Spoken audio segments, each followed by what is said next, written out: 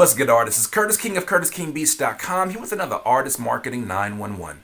Today we are discussing the real reason why rappers use ghostwriters.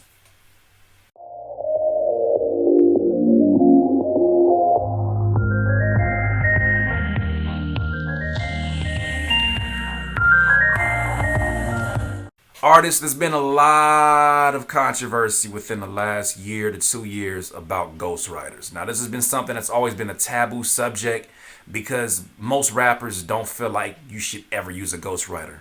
Now, you may be asking, well, what is a ghostwriter?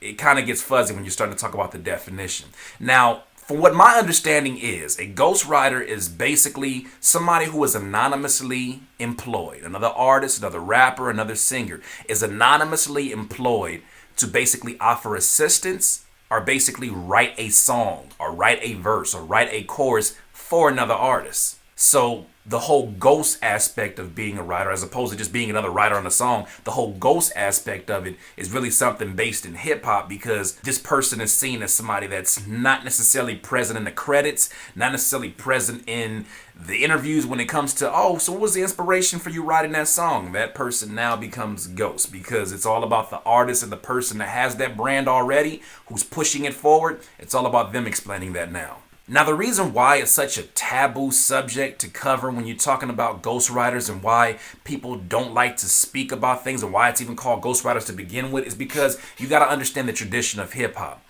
From the very beginning, hip hop has been a genre that's really about self-expression. It's been about personal stories, personal expression, personal skill, personal attention to your craft. These have been the foundations for what it meant to be an MC or what it meant to be a rapper. These are things that are embedded within the definition of being a rapper. People want to hear your stories, even as a fan, not even talking about peer to peer. As a fan, people wanted to hear your stories. They want to know what you're going through. They want to know what is it that makes you sound the way that you sound. And so ghostwriters has been something that people look down upon because they're like, how can somebody else tell your story?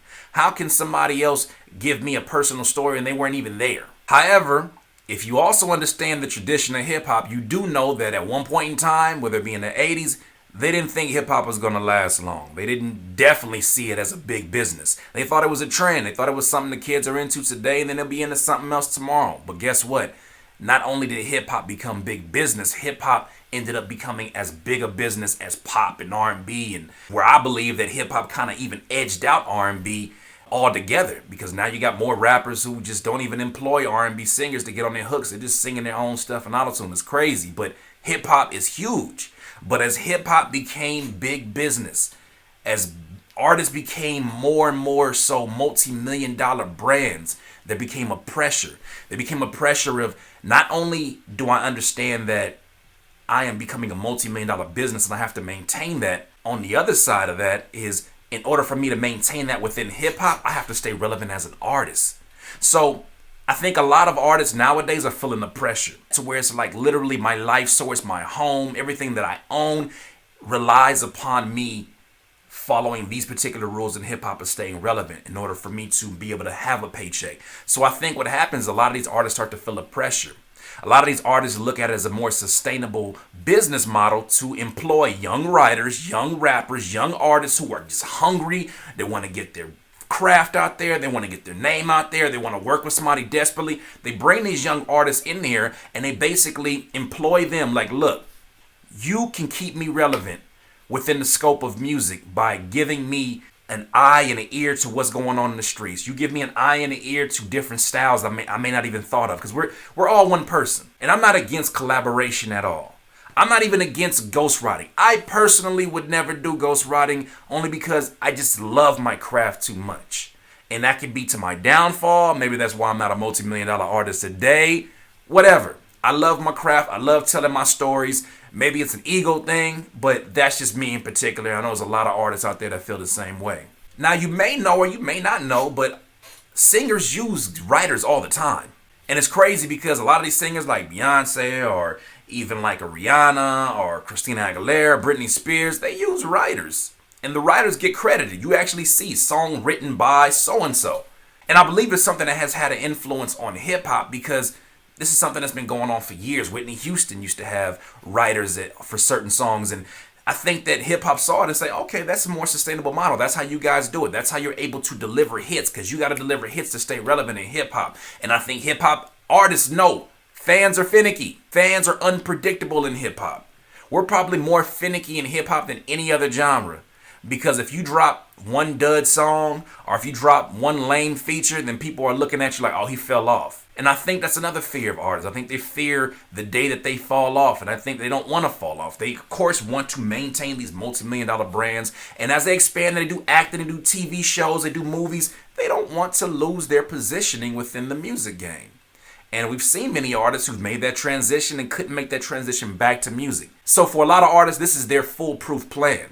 This is a more sustainable business model for them. So personally, I don't fault any mainstream artist who is making a living at this. This is their business. I don't fault them for using ghostwriters. It breaks my heart when I'm thinking that this person is the one that's creating all of this, because I think that it does add to the magic of what you believe an artist is, or what you believe an artist or a rapper, especially a rapper, what you believe the magic of his craft is. It breaks your heart.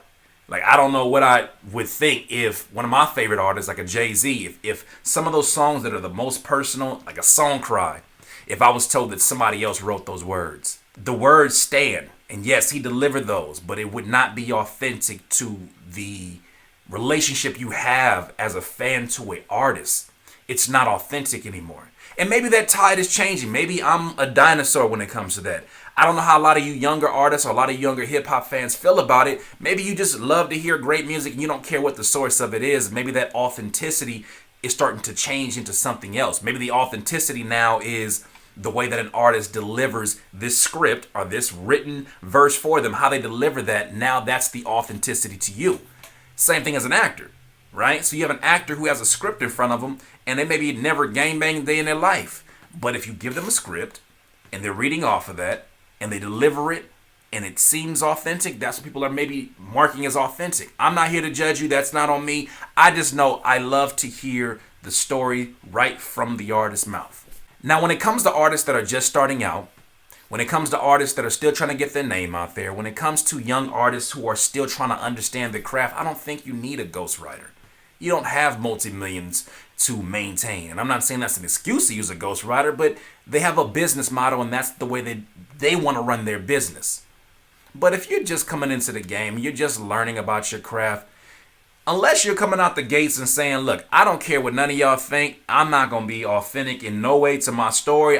Yes, somebody else wrote it for me. And you come out the gate like that, by all means, do what you do. That's authentic to you.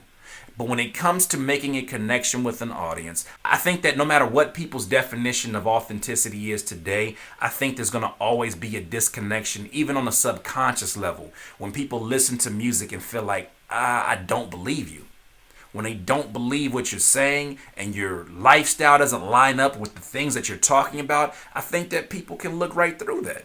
So I suggest to any young artist, before you even think about trying to employ ghostwriters because you see your favorite artist doing it, understand the real reasons why they're doing it. Understand that they have different requirements. They have different demands and responsibilities than you have.